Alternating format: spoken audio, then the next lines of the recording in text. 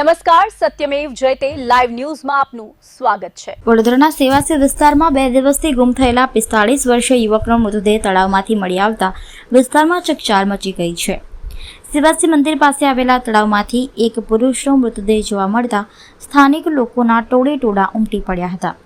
ઘટનાની જાણ થતાં ફાયર બ્રિગેડની ટીમ તાત્કાલિક સ્થળ પર પહોંચી હતી અને તળાવમાંથી મૃતદેહ બહાર કાઢી તાલુકા પોલીસને સોંપ્યો હતો।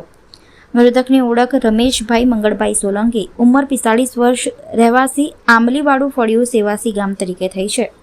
પ્રાથમિક માહિતી મુજબ રમેશભાઈ છેલ્લા 2 દિવસથી ગુમ હતા। તાલુકા પોલીસે મૃતદેહનો કબજો મેળવી વધુ તપાસ હાથ ધરી છે, જ્યારે મૃત્યુનું ચોક્કસ કારણ પોસ્ટમોર્ટમ રિપોર્ટ અને પોલીસ તપાસ બાદ જ સ્પષ્ટ થશે।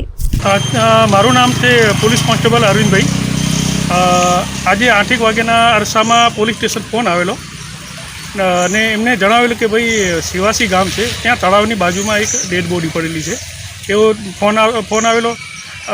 પોલીસને અમને જાણ કરતાં અમે તાત્કાલિક સેવાસી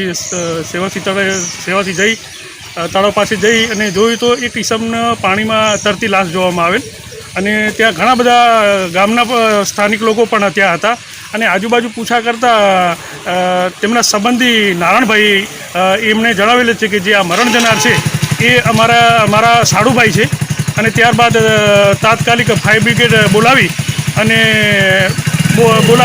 આવતા આ ડેડ બોડીને ફાયર બ્રિગેડ તથા ગામના બધા લોકોથી તળાવમાંથી બહાર કાઢી અને હાલ ડેડ બોડીનું પીએમ કરાવવાનું હોય ગોત્રી હોસ્પિટલ લઈ જવા તજવીજ